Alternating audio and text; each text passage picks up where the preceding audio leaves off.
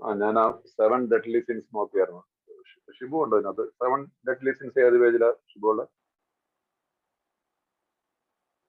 7 മാരക പാപങ്ങൾ. 7 deadly since ഏത് പേജിലുള്ള? ബുക്കിലോ? ആ ബിഗ് ബുക്കിലാണ് അത്. ഞാൻ പെട്ടെന്ന് ഞാൻ ഇന്ന് എടുത്തു വെച്ചിരുന്നു. ഷാജിന് ഓർമ്മയുണ്ടോ? ഞാനിന്ന് വൈകുന്നേരത്തെ മീറ്റിംഗിൽ സംസാരിച്ചാണോ? ഏത് എന്തോ 12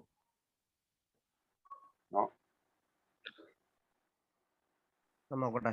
ഷാജനുണ്ടോ അതിനകത്ത്? ഷാജന് ഞാൻ ഇപ്പൊ വൈകുന്നേരം ബിഗ് ബുക്ക് സ്റ്റഡിയിൽ ഞാൻ സംസാരിച്ചാൽ അതെ സാറ് പേജ് നമ്പർ മറന്നുപോയി. ഞാൻ അന്നേരം അണ്ടർലൈൻ ചെയ്തായിരുന്നു, പക്ഷെ പേജ് നമ്പർ ബിഗ് ബുക്കിലല്ലേ? ബിഗ് ബുക്കിലല്ലേ? ആ ബിഗ് ബുക്കിലാണ് ഓർമ്മ. സാറ് ബിഗ് ബുക്കിലാണ് സാറേ. അതെ അതെ അതെ അതെ.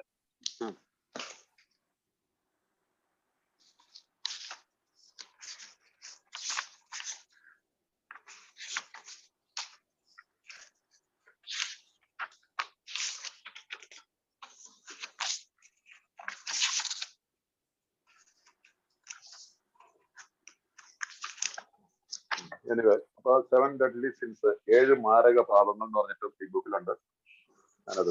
ഞാനിത് ഇപ്പൊ എടുത്തു വെച്ചാൽ ഇപ്പൊ 2 മണിക്കൂർ മുമ്പ് ഒരു മീറ്റിംഗിൽ അതിനെ കുറിച്ച് സംസാരിച്ച ബിഗ് ബുക്കിൽ നിന്ന് കോട്ട് ചെയ്തിട്ടുണ്ട്. അത് ഓർമ്മ വരുന്നു. അതിനകത്ത് എന്താണ്? Lust, anger, greed, gluttony, envy, sloth, ഇത്രയാണ്. പ്രൈഡ് മുതൽ അഹങ്കാരം. ലസ്റ്റ് എന്ന് പറഞ്ഞാൽ നമുക്കറിയാം അമിതമായിട്ടുള്ള ഒരു സെക്സിനോട് ബന്ധപ്പെട്ടിട്ടാണ് സാധാരണ രീതിയിലുള്ള ഒരു വ്യാമോഹം എന്നൊക്കെ പറയും. അല്ലെങ്കിൽ എന്താ മലയാളത്തിൽ പറയുന്ന എല്ലാവർക്കും മനസ്സിലാവുന്ന കാര്യമാണ്.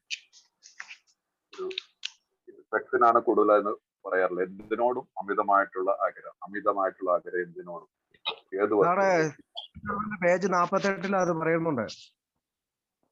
ബിഗ് ബുക്കിലല്ലേ? 12 പേജ് 48 ബിഗ് ബുക്കിലുണ്ടെന്ന് ഞാൻ ശ്രദ്ധിച്ചിട്ടില്ല, പക്ഷെ 48 പറയുന്നുണ്ട്. പേജ് 48 12. അത് കുഴപ്പമില്ല. ഞാനിവിടെ മടക്കി വെച്ചാൽ ഹൈലൈറ്റ് ചെയ്ത് വെച്ചിട്ടുണ്ട്. 7 മാരകഭാവം എന്നറിയപ്പെടുന്ന അഹങ്കാരം, അത്യാഗ്രഹം, കാമം, കോപം, ആർത്തി, അസൂയ, അലസത. ഇത് നിങ്ങളൊന്ന് നോട്ട് ചെയ്ത് വെച്ചേക്കാം. എന്തായാലേ ഈ 7 മാരക പാപങ്ങളാണ് നമുക്ക് ഇതിനകത്ത് വർക്ക് ചെയ്യേണ്ടത്. ഈ ഡെയിലി ബേസിസിൽ ദിനം പ്രതി എന്റെ ജീവിതത്തിലേക്ക് വരാൻ പറ്റുന്ന മാരകഭാവം. അതിന്റെ ഇംഗ്ലീഷാണ് ഞാൻ വായിച്ചു കേൾപ്പിച്ചത്. വർക്ക്ഷീറ്റിനോ ഫിലിപ്പ് സാറിന്റെ ഇതിനകത്തുള്ള വർക്ക്ഷീറ്റിന് എടുത്താണ്. അത് എല്ലായിടത്തും ഉള്ളതാണ്, പല ബുക്കുകളിലും ഉള്ളതാണ്. Pride, lust, anger, greed, gluttony, envy and sloth. ഈ 7 മാരക പാപങ്ങൾ ദിനം പ്രതി എന്റെ ജീവിതത്തിൽ തലപൊക്കും. ഞാൻ ചിലപ്പോൾ അതിനകത്ത് പെട്ടുപോകും. ഞാൻ ഈ 6ഉം 7ഉം പടി എല്ലാം ചെയ്ത് ആണെങ്കിൽ പോലും ഒരു പശ പെട്ടുപോകാൻ സാധ്യത. ഞാൻ അതിനകത്ത് താല്പര്യം കാണിച്ച അത് എന്റെ ചോയ്സാണ് കാണുന്നത്. പക്ഷെ ഞാൻ എന്തെങ്കിലും കാരണവശാൽ സംഭവിച്ചു പോയ എന്തെങ്കിലും ഒരു തെറ്റ് പറ്റിപ്പോയി കഴിഞ്ഞാൽ നമുക്കത് മനസ്സിൽ പോലും ഒരു ചിന്ത വരികയാണ്. ഇന്നിപ്പോ നമ്മുടെ ഈ ലോകത്തിൽ നമ്മൾ ജീവിക്കുമ്പോൾ വിദേശത്തും ഇന്ത്യയിലൊക്കെ ജീവിക്കുന്നവരാണെങ്കിൽ, ഇന്ത്യയിലും നമ്മുടെ കേരളത്തിലെ പോലും പുറത്തേക്ക് ഇറങ്ങി കഴിഞ്ഞാൽ ചില പിള്ളേരെ കണ്ടാൽ നമുക്ക് തന്നെ നാണാവും. ആ സൈസുള്ള ഉടുപ്പുകളൊക്കെ ഇട്ടിട്ടാണ് പിള്ളേർ നടക്കുന്നത്.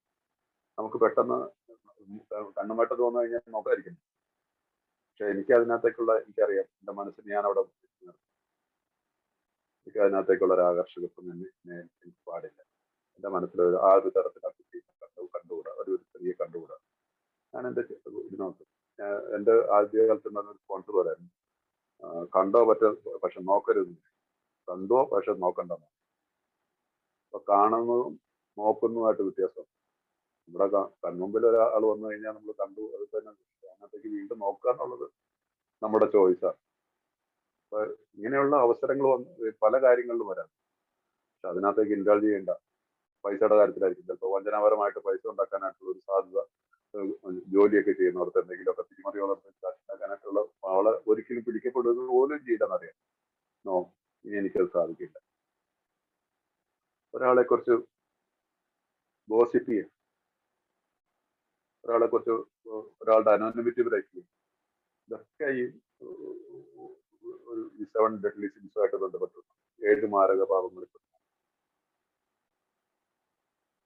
അങ്ങനെ എന്തിനോടുള്ള അമിതമായിട്ടുള്ള അത്യാഗ്രഹം, കോപം. ഇനി അങ്ങോട്ട് കോപത്തിനൊന്നും സാധിക്കുന്നില്ല. കോപിക്കുന്നിടത്ത് ജസ്റ്റിഫൈഡ് ആങ്കർ എന്ന് പറഞ്ഞിട്ട് നമുക്ക് പറയണ്ട. അത് ആ എന്താണ് ജസ്റ്റിഫൈഡ് ആങ്കർ എന്നുള്ളത് നമ്മൾ ഈ തലത്തിലെത്തുമ്പോൾ നമുക്ക് തന്നെ മനസ്സിലാവും. ദേഷ്യപ്പെടേണ്ടടുത്ത് നമുക്ക് ദേഷ്യപ്പെടേണ്ടി വരും. പക്ഷെ എന്നാൽ എന്റെ ആ സംസാരത്തിന്റെ രീതിയിൽ വ്യത്യാസമുണ്ട്. ഞാനൊരു ഡിഫറെന്റ് ആയിട്ടുള്ളൊരു ഇതായിരിക്കും. അപ്പൊ പറയേണ്ടവർക്ക് അത് മനസ്സിലാവുകയും ചെയ്യും. ദേഷ്യം പറയും. മുമ്പേ ഞാൻ എടുത്ത വഴിക്ക് ചെറിയ പറയും. ഏറ്റവും കൂടുതൽ അത് വീട്ടിലാണോ ബാധിക്കുന്നത്, പിന്നെ പുറത്തും ഉണ്ടാവും, എവിടെയും. അപ്പൊ നമ്മളൊരു എല്ലാവർക്കും നമ്മളെ ഒരു ശാപം പോലെ നമ്മളെ കാണും. ഇവിടെ ഇനി അങ്ങോട്ടുള്ള യാത്രയിൽ അങ്ങനെയല്ല. അപ്പൊ ഈ 7 മാരക പാപങ്ങൾ ഒരു അനുദിനത്തിൽ നമ്മുടെ ജീവിതത്തിൽ എല്ലാം വരാവുന്നതാണ്. അപ്പൊ ഇതിൽ നിന്നുള്ളൊരു മോചനം നമുക്കുണ്ടാവും. അപ്പൊ അതിനു വേണ്ടിയിട്ടാണ് നമ്മൾ ഈ ഡെയിലി ഇൻവെന്ററി എടുക്കുകയും ഒക്കെ ചെയ്തിട്ട് നമ്മൾ പോകും. അതിനുശേഷം നമ്മളിപ്പോ 10ാമത്തെ പടിയില്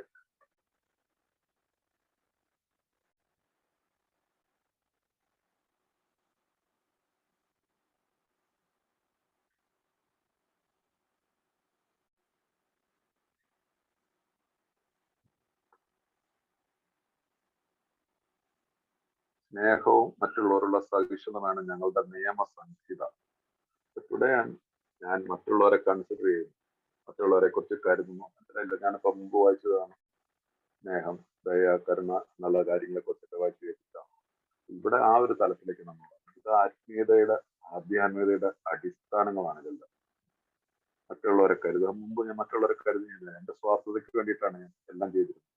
എന്റെ സുഖം, എന്റെ സമ്പത്ത്, എനിക്ക്, ഞാൻ പറയുന്നത് ഞാൻ, എന്റെ എന്നുള്ള ഒരു ഭാവത്തിൽ, ആ അഹങ്കാരത്തിൽ നിന്ന് എനിക്ക് മോചനം ഇവിടെ കിട്ടിയേ തീരൂ. ഇപ്പൊ നമുക്ക് ഈ പ്രോഗ്രാം, ഈ സ്റ്റെപ്സ് ഇങ്ങനെ പ്രാക്ടീസ് ചെയ്ത് കഴിഞ്ഞാൽ സാധിക്കും.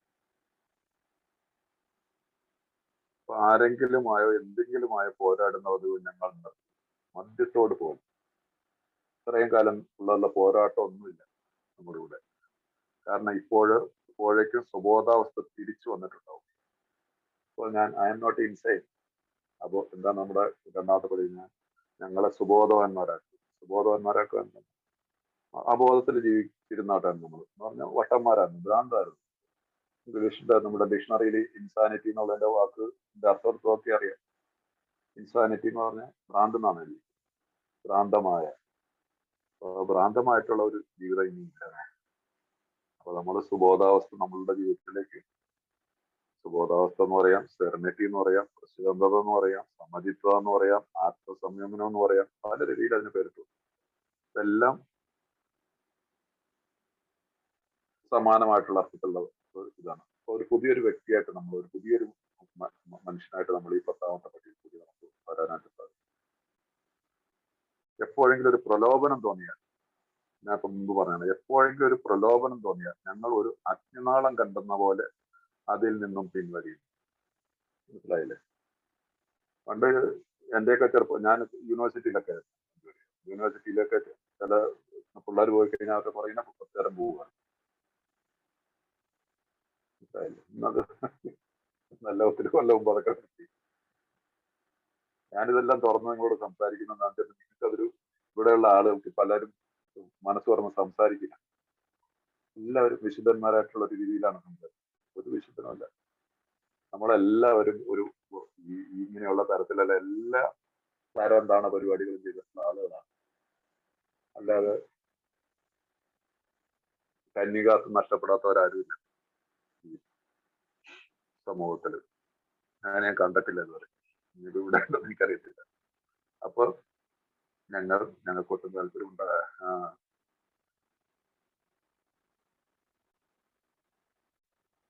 ഒരു അഗ്നിനാളം കണ്ടെന്ന പോലെ അതിൽ നിന്നും പിൻവലിയാണ്. സാധാരണ പോലെ സുബോധത്തോടെ ഞങ്ങൾ പ്രതികരിക്കുന്നു. ഒരു ശരിയായിട്ടുള്ള, ഒരു സുബോധവാനായിട്ടുള്ള ഒരു മനുഷ്യനെ പോലെ ഞാൻ പ്രതികരിക്കുന്നു. ഇത് സ്വാഭാവികമായ രീതിയിൽ സംഭവിക്കുന്ന ഒന്നാണ്. മനസ്സിലായോ? ഇത് എന്നെ സംബന്ധിച്ചോളം സ്വാഭാവികമായ രീതിയിൽ എന്റെ ജീവിതത്തിൽ സംഭവിക്കുന്ന ഒരു പ്രക്രിയയായിട്ട്, സ്വാഭാവികമായിട്ട്. എനിക്ക് വേണ്ടിയിട്ട് ഇതിനു വേണ്ടിയിട്ട് പിന്നീട് യുദ്ധം ചെയ്യേണ്ട ആവശ്യമില്ല. അതിലേക്ക് നോക്കണം, ഇതിലേക്ക് നോക്കണം, കള്ളത്തരം ചെയ്യണോ, വഞ്ചനാപരമായിട്ട് ചെയ്യണോ, എന്റെ സംസാര രീതിയിൽ എന്റെ ബോഡി ലാംഗ്വേജ് തന്നെ മാറും ഈ ഒരു തലത്തിലേക്ക് വരുമ്പോൾ. മുമ്പൊക്കെ ഒരു കടയിലൊക്കെ കയറി ഞാനൊന്ന് ചായ കുടിച്ചു കഴിഞ്ഞാൽ ചായ കൊണ്ടു തന്നവനോട് ചായ കുടിച്ചു, ഇന്ന് ആ വെയിറ്റർ അടുത്തോടെ വരികയാണെങ്കിൽ ഫുഡ് കഴിച്ചിട്ട് ഇറങ്ങുമ്പോൾ ഞാൻ അതിലോടൊരു താങ്ക്സ് പറയും. നമ്മുടെ നാട്ടിലൊന്നും ആർക്കും ഇല്ലാത്തൊരു രീതിയാണ്. പക്ഷെ ഈ ഒരു തലത്തിൽ നമ്മൾ വന്നു കഴിയുമ്പോൾ നമുക്ക് തോന്നും നമുക്ക് ഭക്ഷണം വിളമ്പി തന്നവനാണ്, അതിനോടൊരു താങ്ക്സ് പറഞ്ഞതിൽ ഒരു കുഴപ്പമില്ല. ഇവിടെ ആരും നമ്മുടെ നാട്ടിൽ അങ്ങനെ ഒരു ഇതില്ല. പക്ഷേ നിങ്ങളിപ്പോ വെസ്റ്റ് ആൻഡ് ഈസ്റ്റേൺ കൺട്രികളിലൊക്കെ ജീവിക്കുന്നവർക്ക് അറിയാം, എന്തെങ്കിലും ഒരു ചെറിയൊരു കാര്യത്തിന് പോലും അവരുടെ ഒരു കൾച്ചറാണ് സേ താങ്ക്സ്, ഒരു താങ്ക്സ് പറയും. നന്ദി അതൊരു ഇതാണ്. നമുക്ക് അത് ഒരു ജീവിത രീതി, ഒരു പുതിയൊരു ജീവിത രീതി നമ്മൾ മെനഞ്ഞെടുക്കുക. ആശുപത്രിയിൽ ചെന്നു ഒരു ഇഞ്ചക്ഷൻ എടുത്ത ഒരു സിസ്റ്ററോട് സാധാരണ ആരെങ്കിലും താങ്ക്സ് പറയാറുണ്ട്, വളരെ തുച്ഛ ആൾക്കാരൊക്കെ ഇവിടെ പറയാറുണ്ട്. തൂത്തിട്ട് അവരോട് മുഖത്തേക്ക് നോക്കിയിട്ട് വേണമെങ്കിൽ കണ്ടു പോരും, താങ്ക് യു. ഒരു മാറിയ മനോഭാവം നമ്മളുണ്ടാവും. നമ്മൾ ആ മാറിയ മനോഭാവത്തിന് വേണ്ടി പ്രവർത്തിക്കേണ്ടതെന്ന് പറഞ്ഞാൽ ഈ പടികൾ പ്രാക്ടീസ് ചെയ്ത് വരുമ്പോൾ നമ്മുടെ ജീവിതത്തിൽ തനിയെ അത് സംഭവിക്കും. ഇത് സ്വാഭാവികമായ രീതിയിൽ സംഭവിക്കുന്നതാണ്. ഞങ്ങളുടെ ശ്രമമോ ചിന്തയോ ഒന്നും കൂടാതെയാണ് മദ്യത്തോടുള്ള അനുഭവം ഞങ്ങൾക്ക് കിട്ടിയതെന്ന് കരുതും. മനസ്സിലായല്ലേ? മദ്യത്തോടുള്ള ഞങ്ങളുടെ അത് അങ്ങനെ വരികയാണ്. അതിലെ അത്ഭുതാവകമായ അംശം ഇതാണ്: ഞങ്ങൾ ഒന്നിനോടും എതിരിടുന്നില്ല. മദ്യം വേണമെന്ന തോന്നലിനെ പോലും ഞങ്ങൾ അവഗണിക്കുന്നില്ല. ഒരു തരം സമതുലനാവസ്ഥയിൽ, നമ്മൾ പറയുന്ന സമതുലനാവസ്ഥ, സമചിത്തത എന്നൊക്കെ പറയുന്ന ആ ഒരു തലത്തിൽ എത്തപ്പെട്ടതുപോലെ ഞങ്ങൾക്ക് തോന്നും. സുരക്ഷിതമായും എല്ലാത്തിൽ നിന്നും സംരക്ഷിക്കപ്പെട്ടുകൊണ്ട് ഞങ്ങൾ പ്രതിജ്ഞകൾ പോലും എടുത്തിട്ടില്ല. പക്ഷെ ഞങ്ങളുടെ പ്രശ്നം ഞങ്ങളിൽ നിന്ന് ദൂരീകരിക്കപ്പെടും. ഞങ്ങളെ സംബന്ധിച്ചിടത്തോളം അത് നിലനിൽക്കുന്നില്ല. ഞങ്ങൾ യുദ്ധോത്സുകരോ ഭയവരോ പരിശോധനല്ല. അതാണ് ഞങ്ങളുടെ അനുഭവം. ഒരാത്മീയാവസ്ഥയിൽ തുടർന്നുകൊണ്ട് ഇങ്ങനെയാണ് ഞങ്ങൾ ഒരാത്മീയാവസ്ഥ അണ്ടർലൈൻ ചെയ്ത് വെച്ചോ. ഒരാത്മീയാവസ്ഥ തുടർന്നുകൊണ്ട് ഞങ്ങൾ ഇങ്ങനെയാണ് പ്രതികരിക്കുന്നത്.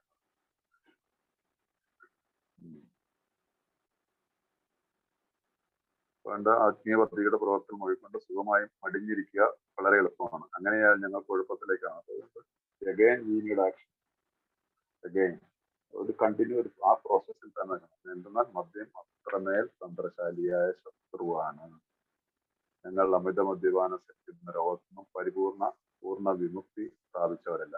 ഞങ്ങൾക്ക് ആകെ കൂടിയുള്ളത് ആത്മീയ സ്ഥിതി നിത്യേന പാലിച്ചുകൊണ്ടുള്ള ഒരു ദൈനംദിന ശാന്തിമാണ്. This is a one day at a time programme നമ്മൾ പറയുന്നത്. This is a one day just for today.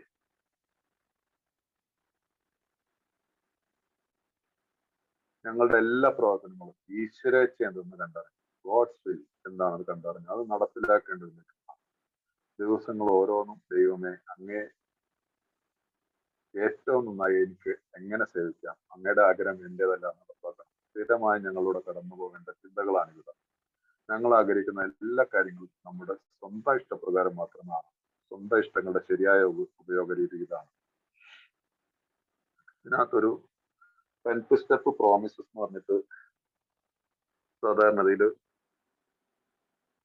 പറയാറുണ്ട്. അത് 10th സ്റ്റെപ്പ് പ്രോമിസസ് 12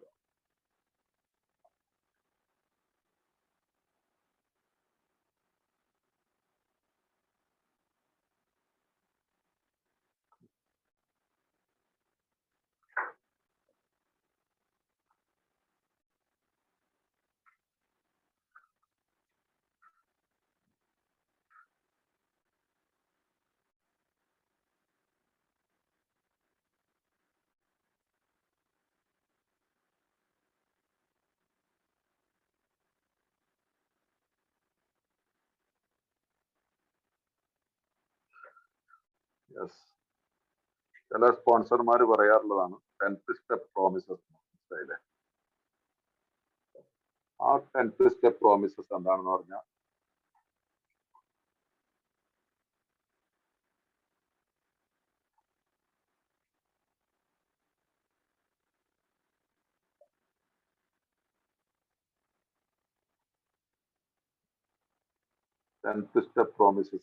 പറയുന്നത് ഇവിടെ മുതലാണ്. ഞങ്ങൾ ആത്മീയതയുടെ ലോകത്തിലേക്ക് പ്രവേശിക്കുന്നത് 83ാമത്തെ പേജിൽ. ധാരണയിലും ഫലപ്രാപ്തിയിലും വളരുക എന്നാണ് ഞങ്ങളുടെ അടുത്ത കർത്തവ്യം. ഇത് ഒറ്റ രാത്രി കൊണ്ട് ചെയ്തു തീർക്കാവുന്ന ഒരു കാര്യമല്ല. ഇത് ഞങ്ങളുടെ ജീവിതകാലം മുഴുവനും തുടരും. സ്വാർത്ഥതയും സത്യമില്ലാതെയും വിദ്വേഷവും ഭയവും നിരീക്ഷിച്ചുകൊണ്ട് ഇത് തുടരും. ഇവയിൽ ഏതെങ്കിലും എപ്പോഴെങ്കിലും തലവെക്കുമ്പോൾ അവർ നീക്കിത്തരുന്നതിന് വേണ്ടി ഞങ്ങൾ ദൈവത്തോട് പ്രാർത്ഥിക്കും. ആത്മാർത്ഥമായി അടുത്ത ആരോടെങ്കിലും ഞങ്ങൾ ഇവയെപ്പറ്റി ചർച്ച നടത്തും. ഞങ്ങൾ ആരെങ്കിലും ദ്രോഹിച്ചിട്ടുണ്ടെങ്കിൽ ഒട്ടും വൈകാതെ പരിഹാരം ചെയ്യും. എന്നിട്ട് എനിക്ക് സഹായിക്കാൻ സാധിക്കുന്ന ആരുടെയെങ്കിലും കാര്യത്തിലേക്ക് ചിന്തകൾ ഞാൻ തിരിച്ചുവിടുന്നു. സ്നേഹവും മറ്റുള്ളവരുള്ള സഹിഷ്ണുതയാണ് ഞങ്ങളുടെ നിയമസംഹിത.